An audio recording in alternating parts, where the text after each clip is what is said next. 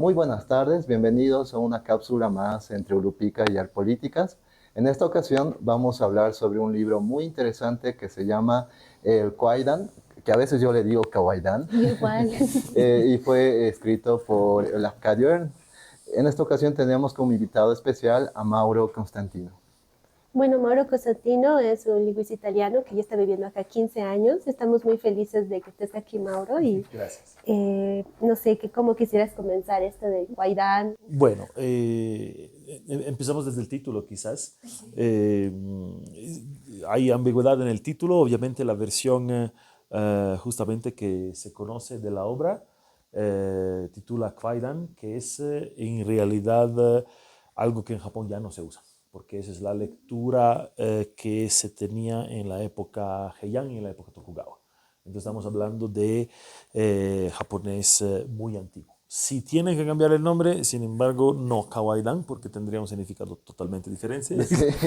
El significado es, la palabra es Kaidan. Kaidan. Sí, la palabra es Kaidan.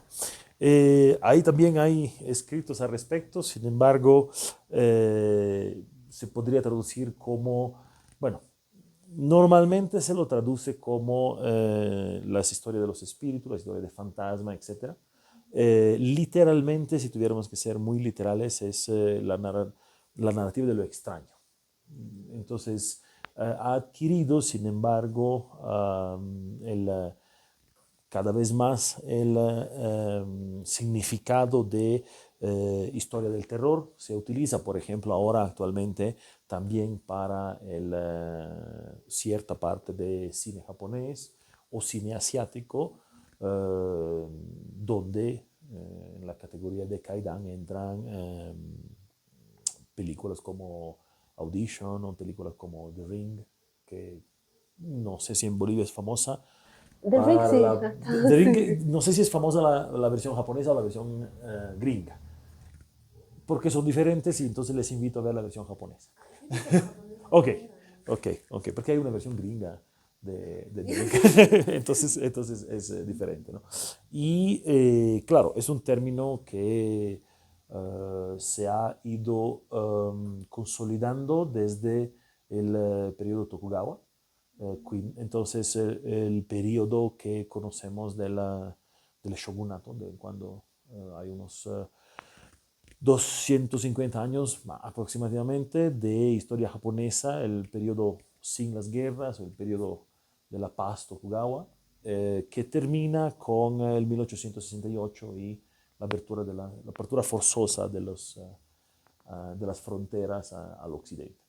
En ese periodo empieza a difundirse el tema de los cuentos Kaidan y de los cuentos de espíritus, fantasmas, etc. Por ahí nos da más adelante la oportunidad de ver que hay diferencia entre espíritus, fantasma, hay una cierta complejidad, una diferencia en ellos. Pero bueno, si ustedes ya un poco o da una pincelada en tema de literatura japonesa, el tema de la presencia de los espíritus y fantasma es mucho más antiguo. En el Kojiki, en el Genji Monogatari hay enteros capítulos con fantasmas, ¿no? En el teatro no, en el teatro Kabuki será también famoso. Entonces, es una parte de la literatura japonesa, o sea, aspectos de la literatura japonesa que son enraizados muy en la antigüedad y que con la parte Tokugawa, gracias también a evoluciones tecnológicas que permiten, por ejemplo, imprenta masiva, se difunden de ahí por adelante, digamos, como difusión. Es Y muy bueno, con esto interesante. de Lafcadio Hearn, Ujú. porque él no es japonés, ¿no? Entonces, Tal ¿cómo? vez antes de entrar a ese bloque, es bueno recapitular un poco de la historia y el contexto, ¿no? En este lado del planeta. No sé si ustedes han leído este libro o lo escucharon en algún momento. Hace algún tiempo con los chicos de Lupica teníamos un club de lectura sobre el Kwaidan y algo que nos sorprendió de alguna manera fue que cómo se da a conocer en este contexto de la guerra ruso-japonesa, ¿no? Al inicio del siglo XX. y lo que se mencionaba de los rusos, ¿no? Que habían salido de un siglo de oro con sus autores más representativos, ¿no? A consecuencia de otros hechos históricos, como por ejemplo que Rusia no sufre de toda manera o a cabalidad lo que es el Renacimiento, ¿no? El Renacimiento significa pues una explosión de arte, literatura, etc. Entonces los rusos se lo guardan hasta el siglo XIX y ahí explota toda esta camada de escritores, ¿no? Pushkin, Chekhov, Dostoyevsky, Tolstoy, Gorky, ¿no? Y cuando se enfrentan en esta guerra ruso-japonesa, dicen, ¿y quiénes o qué escriben en Japón? ¿No? ¿Qué es lo que hay en Japón? ¿Cuál es la literatura de Japón? Entonces es ahí donde llega el Kwaidan como que, bueno, no sé, salido de un gorro y dicen, bueno, aquí hay leyendas japonesas, ¿no? Dado ese contexto que me parece muy general, quisiera preguntarte algunas cosas. ¿Qué conocemos de la figura de Lafcadio Herein, tal vez? ¿Y qué tan cierto es que ha aportado a que se llegue a conocer la literatura japonesa al mundo occidental? Bueno, mientras tanto era una figura bastante interesante, es parcialmente griego, parcialmente irlandés, después ha asumido un nombre japonés también, se ha dedicado muchísimo, tenía una quizás fascinación por lo que es Japón en general, la literatura japonesa. Sobre lo que se refiere a los cuentos Kaidan, evidentemente ha sido uno de los pilares para la difusión en el occidente. Hay que considerar también que, como decíamos antes, Japón estuvo casi sin comunicaciones con el extranjero hasta el 1868. Si no han estudiado historia japonesa de manera un poco, bueno, con amplias licencias literarias, lo diremos, pero pueden haber visto algo de esa situación en la película El último samurái, donde se ve el choque del país que al enfrentarse a la apertura forzosa empieza un proceso intestino del país muy complicado. En 1868, bueno, hay una serie de llegadas de barcos americanos a las costas de Japón.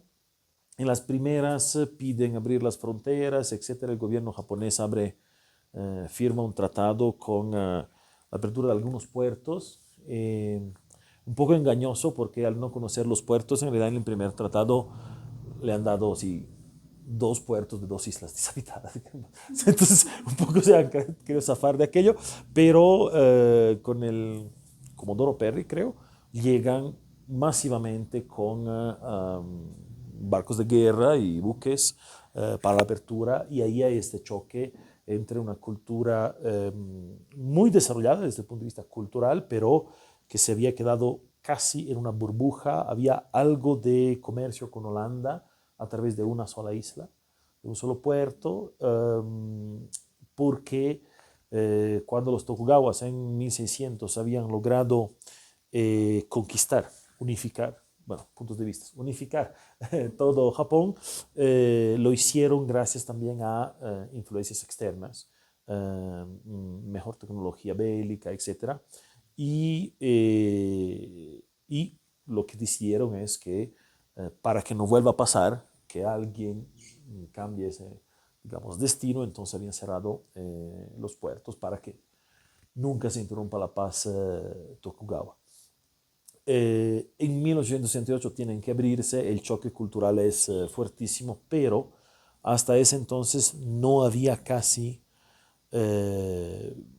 contacto con el extranjero. Entonces no teníamos, como de cualquier otro país, por ejemplo, las traducciones. O sea, el tema de China era conocido en Europa bueno, desde Marco Polo por adelante, digamos, ¿no? Por mucho que fuese un país cerrado, etcétera, era culturalmente cerrado, pero había traducciones, etcétera. Mientras que Japón no tenía ninguna relación, ni siquiera comercial. Japón, sin embargo, desde la apertura empieza un cambio bastante radical. Le doy un parámetro un poco que yo considero muy interesante. 1868, Japón se encuentra con un ejército de samurái entonces con arcos, barcos de bambú y katanas, en contra de los buques de vapor y cañones norteamericanos. Esto en 1878. Empieza un proyecto de reforma muy importante del país. Parte de este proyecto es que muchos intelectuales japoneses van por todo lado, incluyendo Estados Unidos, incluyendo Europa. Algunos de los famosos posiblemente que conocen Natsume Sosei aquí en Alemania, por ejemplo, y traen todo el conocimiento para dar el salto de avanzamiento. En menos de 30 años, la primera guerra ruso-japonesa, en 1895, la guerra, bueno, los japoneses le llaman la guerra del dragón negro, porque ese es el nombre del río Amur. Los rusos lo llaman en la guerra del río Amur, justamente. El ejército japonés derrota posiblemente el ejército más poderoso que estaba en Europa, que era el ejército ruso. O sea, con 30 años de desarrollo ha logrado recuperar 250 años de, digamos, estasis que tenía. Y esto ha implicado también un montón de estudio en el extranjero y traducciones, entre los cuales Alemania y Rusia eran los más prolíficos, digamos, en la relación Inglaterra y por lo tanto también la versión inglés y, bueno, Estados Unidos. Entonces, esos fueron los canales. Pero fue un salto que no tenía un background. No ha sido algo progresivo. Ha sido una apertura que se ha lanzado. Entonces, así. Si no fuese por él, posiblemente no tendríamos aquello. Del 1900 por adelante, ahí hay diferencia porque sí, hay muchos estudios después de él en extranjeros, en literatura y en literatura antigua, etcétera, etcétera. Ok, ok, es muy importante este contexto, ¿no? Para tal vez poder situar a las personas que están viendo el video de dónde queremos partir. Es muy interesante lo que menciona en el prólogo de este libro. Este de aquí, de la colección austral, rescata un poco del prólogo británico y menciona la ironía, ¿no? Cómo es que en este lapso de 30 años que mencionas, que también los rescata y se da este desarrollo en Japón, pueden vencer a uno de los ejércitos más poderosos de Europa. Y con sus armas, o sea, eran armas occidentales también, ¿no? Entonces, Totalmente. era muy, muy interesante cómo lo planteaban. Y bueno, creo que hablando de Lafcadio Hearn, también es interesante cómo transcurre su vida, ¿no? Como bien lo decías, una parte greca y la otra Irlandesa. irlandesa Dublín. por parte de su madre, creo, ¿no? Sí. Cómo es que llega primero a Estados Unidos trabajando de periodista, se casa con una afroamericana, si no estoy mal, Sí. eso le lleva a correr riesgo en su propia vida y bueno, tiene que ir a Japón, ¿no? Tiene que emigrar a Japón y es aquí donde contrae nupcias con la hija de un samurái, si no estoy mal. Entonces, todo esto se da en un azar de, no sé, unos 5 años aproximadamente, pero si nos damos cuenta, llega realmente al meollo de la cultura japonesa, ¿no? Por eso es que tiene acceso a tantas leyendas, tantas tal vez costumbres, ¿no? Y algo Absolutamente. creo que muy, muy bonito que mencionaba en este prólogo también es que cuando llega a Japón, en pleno desarrollo, porque es un desarrollo abismal que ni siquiera podemos Y imaginarlo, súper acelerado. súper acelerado, él mencionaba cómo es que llegó de un país como Estados Unidos, donde estaban en esa misma onda, y aquí le están haciendo lo mismo y están perdiendo tal vez sus tradiciones. Y entiendo ahí que ese era el motivo de rescatar tal vez todos estos cuentos, ¿no?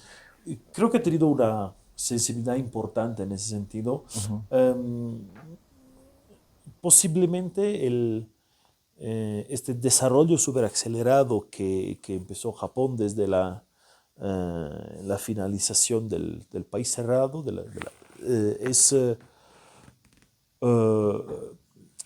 bueno, es algo que fue bastante traumático en cierta medida. De hecho, hubo problemas, incluso rebeliones, como siempre un país es diverso.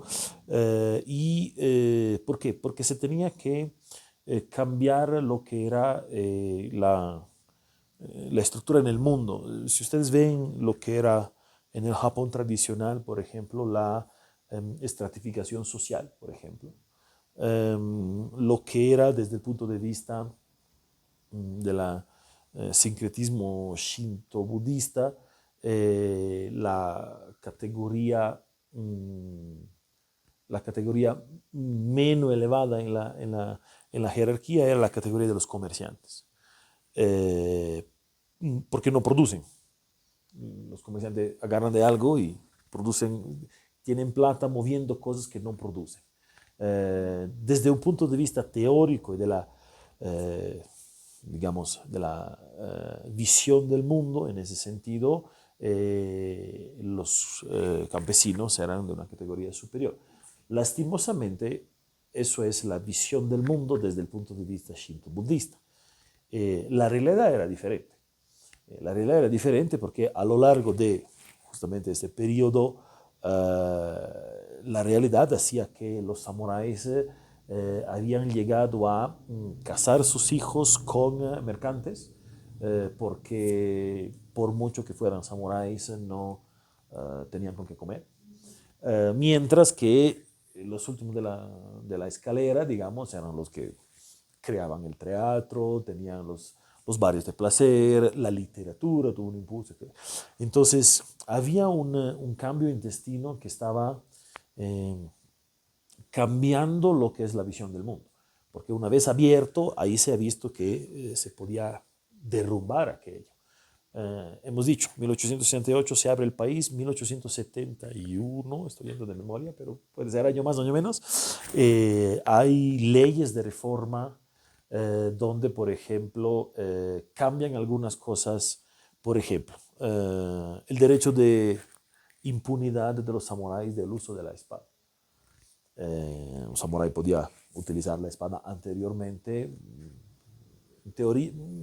en teoría como quería, no era tan así, pero empiezan a quitar esto. El mismo cambio en el no derecho de aquello, bueno, no obligatorio, pero los costumbres de cambiar la manera de vestir, hasta el peinado, por ejemplo, de los samuráis tiene que cambiar. Y en ese sentido, lo que se había vuelto antes un castillo de naipes, que pero mantenía cuando el país era cerrado, a este encuentro empieza a invertirse el orden mundial desde el orden natural de las cosas. Uno de los riesgos importantes en eso es justamente la pérdida de la identidad, la pérdida de las tradiciones, etc. Si ustedes se fijan, en inicio del 1900 incluso hubo movimientos literarios que proponían de escribir la literatura en caracteres latinos, abandonando la misma escritura. Es algo que no prosperó por obvias razones, digamos, pero había tendencia que iban afuera. Creo que ha sido importantísimo el tema de una visión de afuera que haya podido más bien rescatar y consolidar, y que ha mostrado en realidad en una parte del mundo que desconocía un tesoro, digamos, de aquello.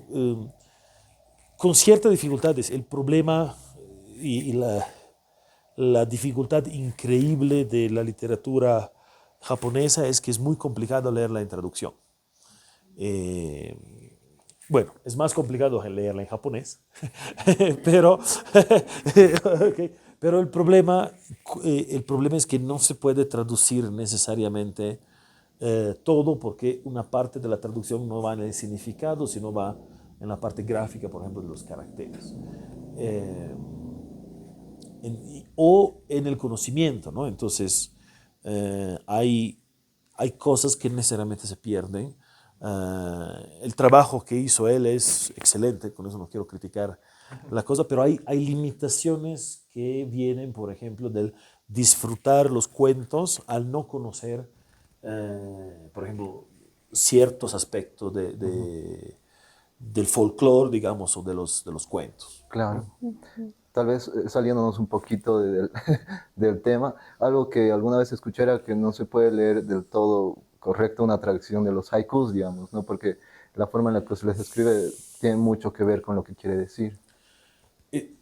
Mira, los haikus, por ejemplo, tienen un número de sílabas, fantástico, un número de sílabas obviamente no lo vas a poder respetar en idiomas diferentes. Hay parámetros, por ejemplo, ¿no? En un haiku tienes que tener necesariamente una palabra que se refiere a la temporada. Puede ser primavera, invierno, etcétera, etcétera. ¿Qué pasa? Pasa que si eres un buen poeta japonés, la referencia a aquello puede ser el nombre de alguien. Porque si el nombre de alguien se escribe con caracteres que hacen referencia a aquello, entonces tú tienes la referencia a la temporada adentro del nombre de alguien. Entonces, es algo que es muy difícil en las lenguas occidentales. Le hago un ejemplo muy, muy tonto. Nadie, bueno, casi nadie creo, leyendo un cuento, no sé, en español o en italiano o en francés, cuyo protagonista se llama Filippo, pensaría en una relación con un caballo. La etimología de Filippo es amante de los caballos. De filo, amor, hipo. Pero, ¿qué lector tendría, o sea, tendría esa cosa? Mientras que un nombre japonés puede tener el carácter, el nombre se lee de una manera, pero el carácter se refiere a algo, por ejemplo, o una parte del carácter puede ser algo, ¿no? Entonces, hay una parte gráfica por encima de lo que es el significado simplemente, ¿no? Entonces, se lo digo como traductor, no puedo. O sea, es quizás en algún malabarismo poético, ¿no? Pero estamos hablando de algo muy complicado. Hay un ejemplo, no sé si conocen, lo estábamos hablando antes de empezar, no sé si conocen de Ueda Kinari. Ueda Kinari escribe 1600, más o menos, 1600 y pico. Y esto es el Ugetsu Monogatari. En el Ugetsu Monogatari, los cuentos de la lluvia y de la luna, hay un cuento, le pido disculpas, esta es la versión en italiano, no en castellano, lo siento. Hay un cuento que podríamos más o menos traducir como La pasión de la serpiente, donde hay este espíritu de mujer serpiente que se convierte en una mujer para estar con el hombre de que se ha enamorado. Antes de su aparición de la mujer serpiente, en el cuento empieza a llover y si ustedes leen la versión japonesa hay caracteres que hacen referencia al dragón, a la serpiente y a la lluvia. Ahora, bueno, mientras tanto hay la referencia a ella, entonces está como preparando el terreno para que llegue ella, pero además la referencia a la lluvia, en la cosmogonía japonesa, quienes están encargados de la lluvia y de las nubes son los dragones y las serpientes. Ahora, yo como traductor no sabría, o lo pones en una nota. Pues no, porque es que o pones una nota en el texto, y si no, el hecho de que esté lloviendo antes de que llegue un personaje, mujer, no te hace pensar que este personaje mujer no es una mujer, sino es una mujer serpiente que tiene una relación con un dragón. ¿Por qué deberías pensarlo? ¿No? Entonces ahí necesitas algo de conocimiento, ¿no? Muchísimos nombres de ríos y cascadas tienen el carácter de dragón. Si no han estudiado mitología, habrán visto Caballeros del Zodíaco, digamos. Entonces una cascada es una representación de una fuerza de la naturaleza que es un dragón. Entonces, es obvio para quien sea que haya crecido en ese ambiente. Es muy poco probable que un adolescente italiano o boliviano o francés, al leer que estaba empezando a llover cuando llega este personaje, halle esta conexión entre una mujer serpiente y eso, ¿no? Y es una limitación, o sea, que depende de un conocimiento que el lector promedio no puede tener, ¿no?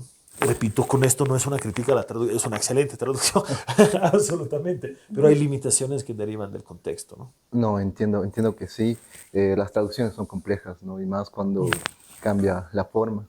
Bueno, creo que saliendo de este apartado sobre Ern y el contexto histórico, podríamos entrar ya al tema sobrenatural que se toca en estos cuentos sobre Japón, ¿no?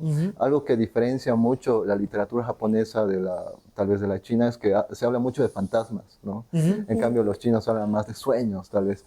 Entonces, tal vez podríamos rescatar algunos de estos elementos del imaginario japonés de este libro. Y hay uno de los cuentos más famosos que se llama Miminashi Oichi, y trata prácticamente de un viejo ciego que toca la biwa y lo acogen en un templo, ¿no? En un templo budista, no sé, no estoy muy seguro de ello. Sí. Es tan bueno que los mismos muertos lo quieren, ¿no? Entonces, al inicio del cuento se relata de una historia, bueno, perdón, la historia de una guerra de dos príncipes y no sé qué onda, y que un cementerio está cerca de una de las costas de ese templo, ¿no? Entonces, resulta que un samurái viene por las noches y se lo lleva a este templo fantasmal, ¿no? O fantasmagórico. Pero el viejo no sabe de esto, ¿no? Hasta que el sacerdote se da cuenta que va saliendo todas las noches Sí, lo sigue. y lo sigue y le dice, son los muertos, te van a llevar, ¿no? Entonces, ¿qué podemos hacer? Los sutras, ¿no? Ese es el elemento tal vez fantástico en este cuento, pero fantástico para nosotros tal vez, pero desde la cultura japonesa tiene mucho sentido, ¿no? Entonces, ¿cómo termina el cuento? Le pintan los sutras en todo el cuerpo, pero se olvidan de una parte, ¿no? Entonces, esa noche llega nuevamente el samurái y lo único que ve de Oichi son las orejas. Y le corta las orejas. Sí, Y no tiene que se las gritar. arranca. No tiene que gritar, no tiene que hacer nada porque se lo llevarían. Entonces ahí termina el cuento y se vuelve una especie de santo al final el Oichi, ¿no? Entonces, ¿qué nos podrías comentar de los sutras? ¿Qué tanta importancia o relevancia tienen en la cultura japonesa? Bueno, ahí hay justamente que ver, justamente como dices, el tema de los fantasmas, los yurei. Como decíamos antes, hay que separar dos cosas. Uno son los fantasmas. Bueno, si decidimos traducirlo como fantasmas, nos referimos a espíritus de muertos que vuelven, o que no han podido pasar al más allá. Y es, y es justamente diferente de los yokai. Son diferentes. Exacto. Muy, muy diferente. ¿En qué sentido? Los yokai son criaturas sobrenaturales. Los kappa, los tengu, por ejemplo. Los kappas son no, los kappas, perdón. Los kappas son justamente espíritus acuáticos, tienen su cara similar a una ranita, exacto, antropomorfo, hay rojos, hay verdes, y son espíritus del agua. Hay los tengu, que son alados, con normalmente la nariz larga. Los tanuki, que son como mapaches, eh, que tienen además, normalmente tienen la propiedad de cambiar su forma, aparecer como otras formas, etc. Estos son espíritus de la naturaleza. Entonces no tienen relación con los muertos. Otra cosa es que se relacionen con los humanos, etc. Son espíritus de los muertos, como en un léxico occidental los llamaríamos como deidades, cierto nivel de deidades. Si tuviese que ser una comparación con un poco atrevida, digamos, con lo que conocemos de la parte europea, serían como, no sé, las ninfas, las nereidas, los espíritus de lagos, de bosques, etcétera, etcétera, ¿no? No deidades como los dioses, pero sí las dríadas o intermedios en ese sentido, ¿no? Los yurei son espíritus de muertos. En los cuentos puedes distinguirlos. Los yureis no tienen sombra, ¿sí? Y su ropa no tiene costura. Tu individuo es un fantasma porque su ropa no tiene costura. y, es, y eso es otra cosa que si en un cuento te dice eso y lo sabes, levantas tus antenas y dices que pues, este no es un humano. ¿Okay? Pero si no hay alguna explicación o una nota, pues simplemente no cachas la referencia, digamos, ¿no? ¿Y esto por qué es importante? Porque en realidad en muchos kaidan, desde los antiguos hasta los modernos, etcétera, una de las cosas que estimula digamos, el terror o los sentimientos conectados es el no saber o que los protagonistas no sepan si son fantasmas o no, por ejemplo. Esto va también en los cuentos, como en la cinematografía, etcétera, ¿no? Entonces, la misma duda que tienes hasta el final del cuento, sí, pero esta viejita que acoge a los viajeros en su casa. Y hay indicios, ¿no? Por ejemplo, esto de la sombra, de las costuras, etcétera. Entonces, el lector que conoce este contexto, poco a poco empieza a sospechar que la viejita no es una viejita, sino será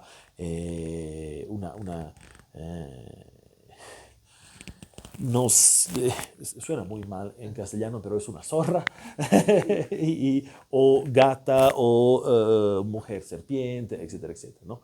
Y claro, cuando hay el clímax o el golpe de escena, que el viajero abre el cuarto que le han dicho que no abra, se encuentra el montículo de calaveras, por ejemplo, la viejita se transforma y eso, ¿no? Entonces ahí puede haber el clima. Pero lo típico, yo creo, y uno de los rastros importantes de lo que es el terror japonés es muy diferente de lo que son las historias de terror occidentales, que son más miedo, violencia, exacto, mientras que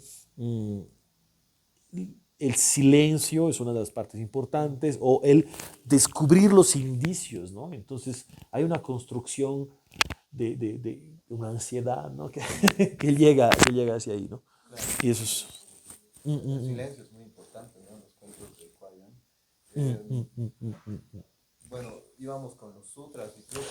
y ahí, sí. perdón, ahí he empezado la descripción de Yore Yoga. Ahora, ¿por qué son importantes los sutras? Justamente porque los espíritus que vuelven como fantasmas o que no logran pasar al más allá, normalmente es por algo que no echan bien los vivos, entonces no han cumplido los rituales correctos para que se suelten, o porque ellos tienen algo inconcluido.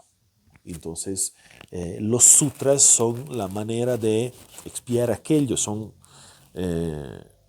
una barrera física, mientras tanto, para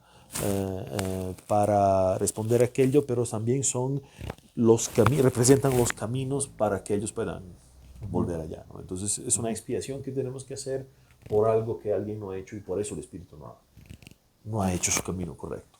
Entiendo. Es muy bueno tener ese dato. Creo que otro de los elementos, bueno, no es un elemento, es una acción muy repetitiva en este libro. Deben existir como unos 3 cuentos alrededor. Y se habla mucho de este tema del sacrificio, ¿no? El dar la vida por alguien más y reencarna en un árbol. El tema de los árboles me parece algo muy, muy curioso en la cultura japonesa. Menciona como unos 3 árboles endémicos de Japón y los relaciona directamente con leyendas, ¿no? Que tienen que ver con samuráis o una mamá que da la vida por un hijo. Y hasta el día de hoy se lo conoce así, digamos, ¿no? Con ese nombre. Sí. ¿Qué rol juega el tema de los árboles y la Bueno, naturaleza? yo diría en todo de la naturaleza, no solo de los árboles, pero sí que son una parte extremadamente importante en la literatura en general japonesa. Los kaidan además tienen estas temáticas que se desarrollan sobre un sincretismo que, como decíamos, de budismo y shinto. La parte shinto tiene una fuerte componente que quizás con un término un poco derogativo occidental diríamos animista, no me gusta mucho el término en ese sentido, pero que sí tiene una personificación de los espíritus de la naturaleza. Como decíamos antes, desde los capas lo tengo, etcétera, etcétera, pero los ríos, las nubes y por ende también los árboles, etcétera. Entonces, es una simbología muy, muy fuerte. Y el sacrificio es la manera de parchar para permitir al espíritu de hacer lo que no se ha podido. Si el espíritu está aquí, necesita algún tipo de sacrificio para volver allá. Entonces alguien tiene que expiar un cierto tipo de culpa, ¿no?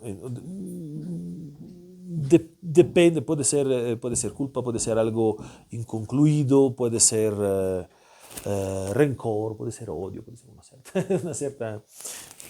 una cierta categoría de cosas. Esto, por eso hablamos de sincretismo, ¿no? Esto viene del budismo de que si los Shinto te dice que no has podido pasar más allá porque el ritual no ha sido completo, sin embargo el budismo te da la posibilidad de una reencarnación y subir a ciertos niveles, ¿no? Entonces da una cierta oportunidad. Hay que considerar también algo que podría ser un error si lo trabajamos desde la perspectiva occidental. Querramos o no, cuando trabajamos desde la perspectiva occidental, hay una cierta influencia, digamos, en la perspectiva por lo menos europea y latinoamericana por reflejo, que es la parte religioso-cristiana, digamos. El cristianismo ha tenido, que lo queramos o no, una influencia importante, obviamente, en ese sentido. ¿Por qué es importante esta diferencia?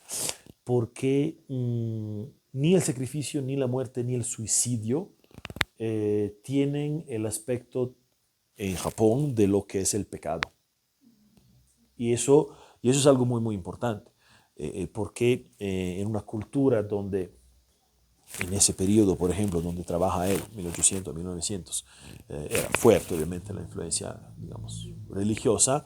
Del punto de vista, digamos, europeo occidental, el sacrificio puede ser, o el suicidio, por ejemplo, puede ser un símbolo de derrota. Bueno, puntos de vista diferentes, pero no es algo honorable necesariamente, a menos en algunos casos. Sacrificio, por ejemplo, para la patria. Exacto. Exacto. Ahora, nosotros queremos llamarlo seppuku, no harakiri, porque se escribe de la misma manera, pero se tiene que leer seppuku. Y es así, por ejemplo, porque el cerezo es uno de los símbolos más importantes de la iconografía japonesa del samurái, porque el cerezo japonés pierde la flor sin que pierda los pétalos. Entonces, como samurái tienes que caer sin envejecer, tienes que caer como flor, en la flor de tus años. Volverte viejo e incapaz como samurái es una derrota. Okay. Y por eso la simbología de la flor que cae única, ¿no? Entonces, eso en alguna medida es todavía un tema actual. Uno de los aspectos no tan positivos de la cultura japonesa es que todavía hay una cierta aceptación del suicidio muy diferente de lo que es en Latinoamérica o en Europa, ¿no? Sin ir muy, muy lejos, el último registrado es el 25 de noviembre de 1970 en Directa TV con Yukio Mishima, que decide practicarlo después de su discurso, ¿no?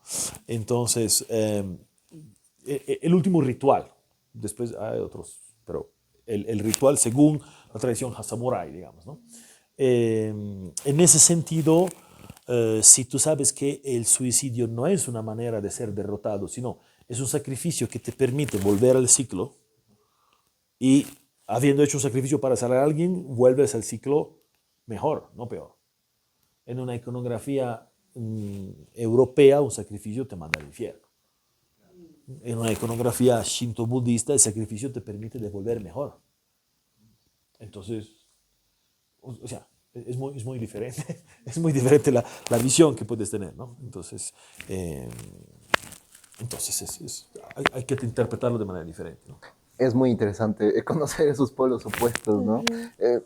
Una duda que me surge al momento de leer estos relatos es si hay una intención de fondo de transmitir una enseñanza. ¿Qué es lo que se pretende de fondo? Porque siento que hay un mensaje, ¿no? No sé si es moralista o algo por el estilo. Bueno, los Kaidan desde el 1600 tienen en muchos casos una... No quisiera decir una moraleja porque sería darle un corte, pero sí una enseñanza, ¿no? En el sentido de que si vuelven los espíritus porque algo y se necesita entonces un sacrificio, en los Kaidan Zoshi, por ejemplo, del 1600, etcétera, la idea era de ahí sacar la enseñanza, ¿no? Entonces, cómo tienes que ser y cómo no tienes que ser, por ejemplo. También la enseñanza del saber reconocer las señales, por ejemplo, ¿no? Entonces, reconocer cuáles son los espíritus y cómo no hacerlos enojar, por ejemplo. Que son recomendaciones, ¿no? Sí, porque veo que ataca a personas que son malas, por así decirlo, ¿no? O que se han Absolutamente. portado mal o algo así, les Sí, sí. aparece ¿qué dijimos que se llamaban? Los que son de la naturaleza. Yokai. Los Los yokai. yokai, Los yokai, sí. sí, ¿verdad? sí, sí, los yokai, sí, sí, sí. Y también lo de reconocer los símbolos. Si usted ven adentro de los kaidan hay una cierta simbología, por ejemplo, ¿no? El cabello negro largo. Sí, y eso del cabello, a mí me llamó mucho la atención. Desde niño, o sea, con eso del aro, villas. O sea, el cabello realmente tiene un protagonismo, ¿no? O sea, que sea largo, que te pueda ahorcar, que sea como una serpiente. Y es otro tipo de terror, ¿no? O sea, Sí, sí, es sí. algo que parte de las uñas y del cabello que en otro tipo de terror no hay, ¿no? Sí, sí. Entonces, Hay, absolutamente. Mira, el cabello negro es en los kaidan normalmente una simbología de una ira reprimida, ¿ok? Como Sadako. Que evidentemente tiene su ira reprimida. El color blanco y en particular el kimono blanco, por ejemplo, habla de una pureza que se ha corrompido, algo que ha sido violado en ese sentido. Los espejos, por ejemplo. Los espejos son la representación de la dualidad del mundo, ¿no? Siempre hay lo que está en este mundo y lo que está en el espejo es un mundo lo que está en el espejo, ¿no? Entonces hay simbologías importantes. No, quizás lo podemos publicar después, pero hay una imagen, si te parece interesante el tema de los cabellos de la mujer con dos bocas, que, que es algo bastante inquietante en sí. Es parte del Eon Hyaku Monogatari y bueno, es algo, pido disculpas, después trataremos de publicar la foto allá. Y es justo una representación de la mujer con dos bocas donde hay el enorme, larguísimo cabello negro que funciona como tentáculos, ¿no? Las representaciones gráficas de los kaidan también son Sí, dan mucho. inquietante. inquietantes. Súper inquietantes, Sí, sí, sí. Hay de Como- todo un poco, ¿no? Hay de estos que no tienen rostro, o les dicen los rostros de huevo, las mujinas, si no estoy mal. Sí, sí, sí, sí. También están las cabezas voladoras y demás, Sí, ¿no? sí, sí, sí. Creo que Las linternas, las fantasmas. sí, hay de todo. uno lo lee y realmente, no sé, se llega a sentir miedo, ni siquiera en las películas lo haces, pero leyendo el Kwaidan, creo que sí te llega a impactar un poco las escenas que va describiendo, ¿no? Pero, por lo que decíamos antes, ¿no? Es un miedo normalmente sutil, ¿no? No es el medio del choque, digamos. Es el miedo de que te entra, conforme vas leyendo, te da ansia. ¿No es?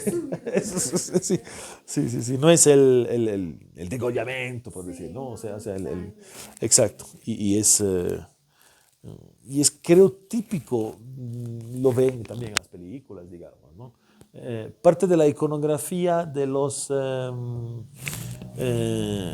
yurei y de los yokai, por ejemplo, que viene de los kaidan, ha llegado a las películas, ha llegado a los Pokémones. Ha Claro. llegado anime, Inuyasha. Absolutamente. Ya vamos a hablar de eso, ya vamos a hablar de Absolutamente. Entonces, es actual, no es solo.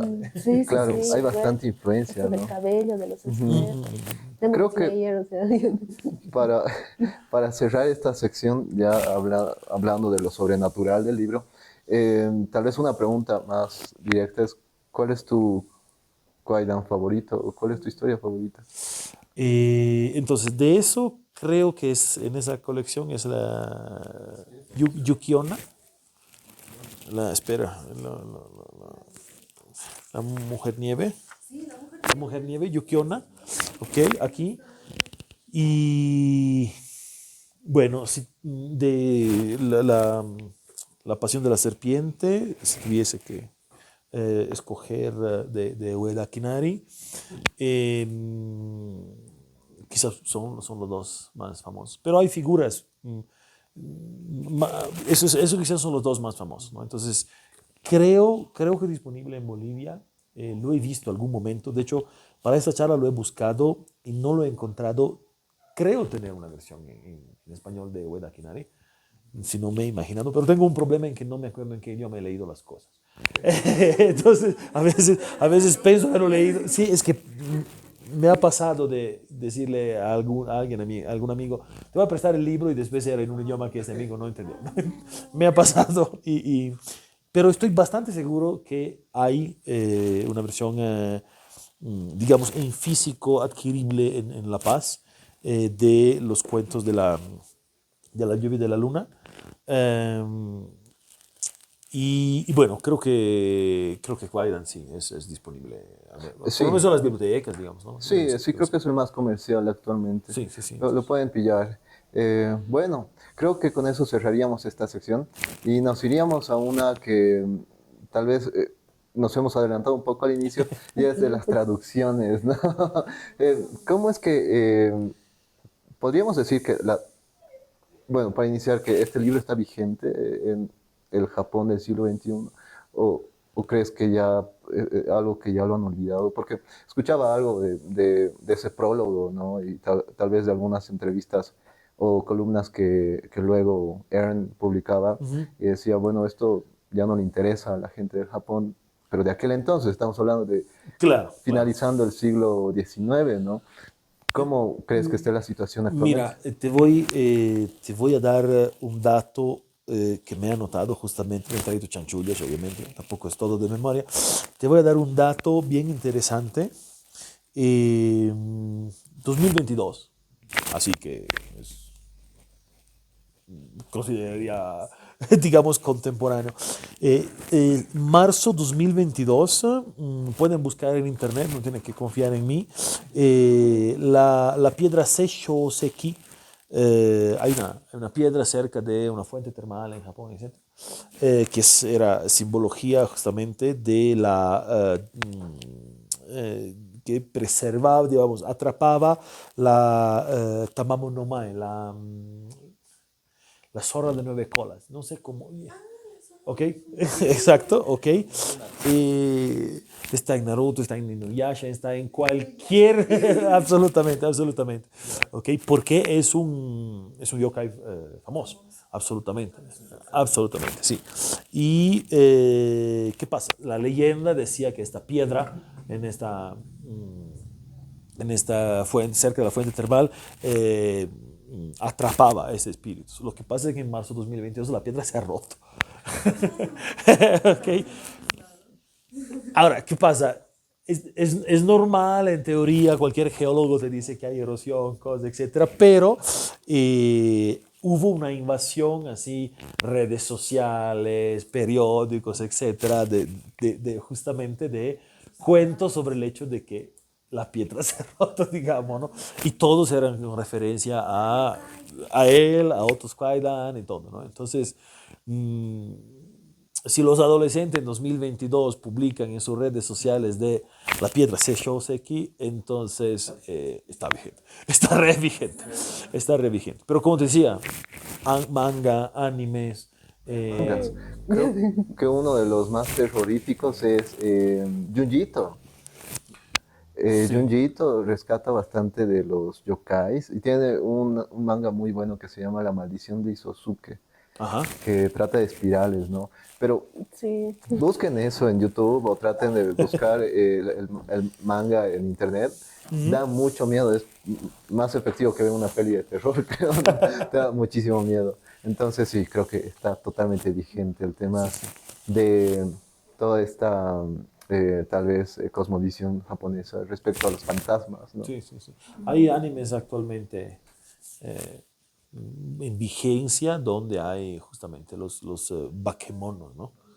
Eh, entonces, bakemono es más amplio, pero, o sea, lo yora y lo yokai son tipologías de bakemono, ¿no? Pero eh, es absolutamente actual. Hay algo que siempre me quedó en duda cuando investigaba un poquito más sobre Ujú. la cultura japonesa, y era el título que le daban a ciertos objetos que pasaban los 100 años. Y decían, hay los yokais y están estos otros que son objetos, como puede ser una silla o lo que sea, pero después de 100 años cobran un espíritu o algo así.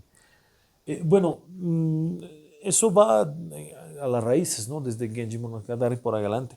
No está, es totalmente normal, no es raro. Los objetos tienen alma, tienen vida, etc. ¿no? Esto viene de la parte más shinto animística, pero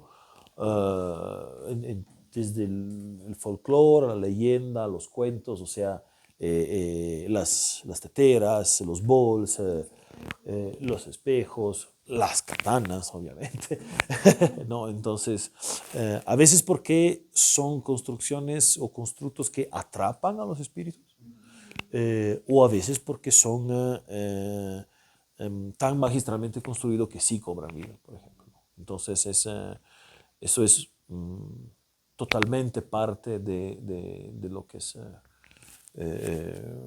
no sé si llama la cosmogonía, pero, pero sí, de la visión del mundo quizás, ¿no? Sí, sí, sí, totalmente. Sí, sí, sí. Ahora, en cierta medida, nosotros tenemos algunos ejemplos en la literatura occidental. Tenemos a Durlindana, la espada del Orlando Furioso, por ejemplo, contra los moros, por ejemplo, ¿no? Entonces, Excalibur, ¿no? Pero son temas puntuales y encima en algunos casos condenados, digamos. Exacto, exacto, exacto, ¿no? Entonces ahí va un poco. La cosa es que mientras que tú vives en un mundo donde sabes que todo tiene un espíritu, es parte de un todo, entonces hay una diferente manera de verlo, ¿no? Y no tienes el peligro de que te condenen por iconoclasta, perdón, idolatra, y entonces los iconoclastas vengan a destruirte la casa porque tienes representaciones de la divinidad, ¿no? Entonces, Algo que mencionabas hace un momento, que me parece clave en este libro, es el silencio, ¿no? Como en todas estas leyendas, no sé si la traducción influye aquí o si realmente el silencio forma parte de las historias originales, sí. pero el silencio es algo que construye toda esa trama que va a explotar luego. Totalmente, totalmente. De hecho, cuando estudias al respecto, el silencio es uno de los protagonistas expresivos. Una de las características específicas de los Kaidan es justamente el silencio. Es parte integrante de las categorías. Normalmente encuentras justamente me he tomado algunos apuntes aquí. Tienes, entonces, hay motivos recurrentes que encontramos en todos, en casi todos, digamos. Entonces, el espíritu vengativo, que normalmente es un espíritu femenino. Obviamente. El tema de la transgresión de los tabús. Algo ha pasado, algo se ha transgredido, entonces algo, entre comillas, se ha hecho mal, etc. Y el tercer punto es el silencio, el silencio. Entonces, es algo que es parte de la trama para que sea un Kaidan. Entonces, sí, sí, absolutamente, absolutamente. Perfecto. Creo que otro de los elementos, esto ya para ir cerrando lo del libro, son los insectos, ¿no? El Kwaidan de Ern tiene un apartado específico sobre insectos y en uno habla de mariposas y a mí me pareció muy bonito porque sale de, de ese formato de terror, ¿no? Sí, sí, De hablar de yokais y demás. sí. En este apartado habla de leyendas tal vez muy bonitas, bueno, no, no sé si bonitas, pero muy curiosas para nosotros. Por ejemplo, hablaba de un príncipe que criaba mariposas, ¿no? Ujú. Y él para elegir a su esposa, pues soltaba una mariposa y él, o la mariposa se posaba sobre una de las chicas. Pero luego viene lo bizarro, porque pasaba un tiempo y desaparecía la princesa y volvía a soltar otra mariposa, digamos. Entonces, te habla mucho de las mariposas, de las hormigas y demás insectos. ¿Qué rol cumplen estos en la cultura japonesa? Bueno, ahí, por lo que decíamos antes, de la naturaleza y de la parte que todo tiene un alma, es evidente una parte importante. A mí me parece que en cierta medida una de las elecciones justamente de Hearn para el occidente ha sido además muy atinada, es porque sí también los insectos tienen una parte de misterio, terror conectado, ¿no? Entonces es una manera, yo creo, donde puedes juntar a las dos visiones diferentes, ¿no? Entonces, el tema de los insectos en sentido más amplio, no me quieran, eh, no se quieran ofender los entomólogos, pero yendo desde las mariposas, las cucarachas, las hormigas, las arañas, por ejemplo. Eso sí, pero a mí me parece que entre los dos mundos que hemos dicho que son bastante separados, del terror occidental, en el folclore, en las historias, y de lo japonés, ahí sí es un punto de contacto. No es difícil encontrar historias de terror o construir historias de terror donde sí, en pie, donde la araña, moscas, etcétera, ¿no? Quizás más que mariposas, podría ser mariposas nocturnas, pero bueno, hay una cierta conexión. No sé si ha sido eso, sería muy atrevido por mi parte decir que ha sido esa la razón del Arcadio para hacerlo, pero no sé si he sido consciente o si es porque era su pasión, porque obviamente sabemos también eso, pero sí creo que es un punto de contacto. Quizás también es uno de los factores del éxito Seguramente, de aquello. porque es un segmento breve, pero muy hermoso de leerlo, ¿no? Sí, sí, sí. Bueno, creo que con esto cerramos esta sección y nos vamos a la última. Con esta concluimos.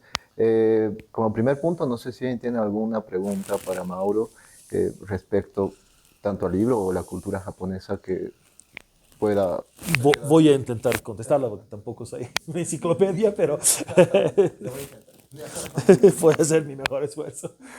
No me preparé para eso. Tal vez alguien, uno, dos. Bueno, entonces tal vez nosotros, no sé si tienes alguna acá. Justo te quería preguntar si ves esto con Miyazaki, Estudios Ghibli, esto también de lo animista, ¿no? Que igual está en el Kwaidan Ghibli, sí. y también en las películas de terror de ahora, ¿no? Las japonesas, estoy hablando igual de anime, digamos. Si ha habido una influencia o no, digamos eso. Bueno, seguramente sí. Lo primero que se me ocurre, Sento Chihiro, el viaje de Chihiro. El viaje de Chihiro tiene toda una parte con los espíritus, ¿no? Y bastante importante con todas esas formas, etcétera. Con los kendama, los espíritus de la naturaleza, ¿no? ¿Se acuerdan los muñequitos que en la cabeza? Exacto, exacto. Pero hay toda una parte de espíritu. De hecho, ella está en el mundo de los espíritus, ¿no? Entonces, eso es así a grandes manos agarrado de todo lo que es el cuento Kaiga. De hecho, todos los protagonistas del mundo de los espíritus vienen de esa parte, ¿no? Digamos. Entonces, son parte de aquello. Que es también una de las razones por lo que a veces nos parece maravilloso, pero si ustedes miran con detenimiento las imágenes de Ghibli en Sen y Chihiro, en el viaje de Chihiro, eh, hay un panorama con un montón de cosas que no sabemos qué son, a menos que okay, no hagas referencia, etc. Sí, sí, sí, exacto, exacto. Ahí viene de nuevo el problema de la traducción, ¿no? El mismo título de Zen, de la historia de Chihiro, por ejemplo. Ustedes han visto todos la película, ¿no? Ella entra en el mundo de los espíritus y la bruja del agua le roba una parte del nombre. A robar el nombre ella no puede salir de ahí. Esto no se puede traducir. Si ustedes ven el título japonés, es el viaje de Zen y Chihiro. ¿Cuál es el problema? Que el carácter Zen es el mismo carácter Chi. se lee de dos maneras diferentes el ideograma. Claro, ¿no? Por eso yo no envidio a nadie que trabaje en eso como traductor, porque de verdad es... tienes que inventarte otra manera de traducirlo, ¿no? Entonces ella pierde un carácter de su nombre, por lo que su nombre se lee de manera diferente. Sí, yo para entender, porque lo vi de niña y tuve que volver con subtítulos 2 veces para entender esa parte, porque no entendía. Sí, sí, sí. Después con los kanji yo he dicho, con razón. Sí, sí, sí. Ella pierde una parte del nombre, ¿no? Pero ahí es una cosa interesante. No son necesariamente malos los espíritus, si bien tienen en algunos casos las intenciones de la cosa, ¿no? Otra que es bien interesante con la referencia a la naturaleza es la princesa Mononoke, por ejemplo, ¿no? Ahí hay una relación extremadamente fuerte, donde, bueno, ahí se ve la diferencia, ¿no? De los que quieren pelear a los espíritus con la tecnología, ¿no? Porque tienen el vapor, tienen el carbón, esa parte, y no los sutran, y no le funciona, ¿no? Entonces, ese mundo no le funciona en ese sentido, ¿no? Entonces, la naturaleza recobra su espacio en ese sentido. Y bueno, de ahí también, ¿no? La parte de los árboles, del ciervo, de la naturaleza, los mismos lobos, son parte, ¿no? de aquello. Sí, sí, bueno, creo que si no tienen más preguntas, nadie. Tal vez un comentario. Pienso que tal vez se nos trata también un poco de analogías para el escritor, para los escritores, para la producción que se hace en el estudio Ghibli. Por ejemplo, Tumba de Luciérnagas me parece muy impactante porque si nos ponemos a analizar más las mariposas que estábamos hablando hace un instante, con las luciérnagas de la niña que va tomando y mientras van muriendo, ella va muriendo también. Entonces siento que también toman estos recursos como análogos de hecho, sí, de hecho, estoy de acuerdo. Si se acuerdan una cosa que hemos dicho antes, ¿no? Hay una parte de los kaidan es que no te das cuenta si estás con los vivos o con los muertos, hasta que ves indicios, etc., ¿no? Y de hecho, en la tumba de las luciérnagas ves toda la película. Te han dicho al inicio que es un recuerdo, digamos, ¿no? Porque empieza diciendo en el verano de... Pero en realidad te olvidas y cuando llegas al final te das cuenta que has visto la historia de fantasmas, en realidad. Entonces, sí, bajo ese aspecto, sí, es un corte totalmente legítimo de interpretación, desde mi punto de vista. Es muy interesante. Hay un cuento en el Kwaidan que justamente habla de un sacerdote que está arribando a una población muy lejana, ¿no? Porque ellos... te va contando, eso es lo bueno también de este libro, ¿no? Te va contando un poco de cuál era la misión de los sacerdotes, ciertos elementos, ¿no? Y cuando llega a este lugar, antes de llegar, se topa con el sacerdote del pueblo. Y habla con él, le dice, ¿puedo quedarme aquí? Y él le dice, no puedes quedarte aquí, tienes que ir al pueblo. Y va al pueblo y lo acoge una familia. Y esa noche muere el padre de la familia, que era el jefe, ¿no? Y el hijo viene, y son bien, no sé, solemnes, ¿no? Con mucho honor, le dice, perdón, ahora yo soy el jefe, tienes que irte de aquí, todos nos vamos a ir y el muerto se queda esta noche. ¿Por qué? Porque un ser se lo va a comer. Y el sacerdote le dice, pero ¿qué ser, no?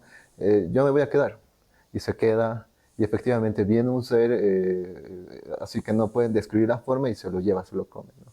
Y al día siguiente ven al sacerdote que está ahí leyendo los sutras y todo ello, y le dicen que desde que murió el sacerdote del pueblo, ese ser ronda por ahí. Y él dice, pero yo hablé con el sacerdote de este pueblo. Y resulta que al final el sacerdote que murió es el monstruo, ¿no? Es decir, efectivamente en algún momento estaba vivo, pero luego murió de hambre al parecer y se convirtió en un yokai, explicaban, ¿no? Y este yokai se comía a los muertos. Y ahí es justamente lo que decíamos antes, ¿no? Cuando llegas a un punto de la historia, te das cuenta que parte de la historia que has visto antes no era como la interpretabas, sino te das cuenta que el que aunque ha hablado era un fantasma, etcétera, etcétera. Entonces, Hay un giro de tuercas todo el exacto. tiempo. Sí, tienen ¿No? unos giros de tuerca increíbles. ¿no? Sí, que te Y en películas de sorprende. terror japonesas sí, porque las dos hermanas, porque les aconsejo a las dos hermanas, que igual es un giro de tuerca y eso así de, eso de, esto lo he leído en terror Las dos japonés, hermanas qué loco, o de sea. Joyce. No, las dos hermanas se llama. Es una La película película. japonesa, Ah, es muy buena. Y es todo esa vuelta de tuerca y te estás... Ah, sí, qué interesante. sí, sí, las dos hermanas es buena. Son. Bueno, creo que con esto estaríamos llegando a la conclusión de esta cápsula. No sé si quisieras dar algunas palabras de conclusión, estimado Mauro. Bueno, primero agradecer por la invitación. Disculpas porque hemos estado tratando de organizar la charla semanas, pero mi agenda a veces es un poco complicada. Pero bueno, primero gracias. Yo cuando tengo oportunidad de hablar de literatura japonesa estoy muy feliz. Aquí no hay tantas oportunidades, así que les agradezco mucho. Y eso, traten en la medida de lo posible de explorar, leer. Yo he tomado algunos apuntes para aquello que te he pasado. Si quieres ponerlos y compartir con donde están transmitiendo, etcétera, por ahí hay ideas para quienes siguen aquello. Y hay algo de bibliografía que pueden revisar y es un mundo maravilloso. Ahora se encuentra más, eso me alegra mucho. Cuando he llegado a Bolivia era muy difícil encontrar literatura japonesa en las librerías. Era así, terrible. Se encuentra un poco más. Exacto. Hay Mishima, he encontrado, sí, he encontrado algo de Tanizaki, hay un poquito, ¿no? Entonces, exacto. Y bueno, si hay consultas o cosas que van a poner en las redes sociales, me hacen saber. A Claro, ver si claro que sí. podemos contestar. Claro que sí, Mauro. Muchísimas Gracias. gracias. Muchas gracias. Muchas gracias.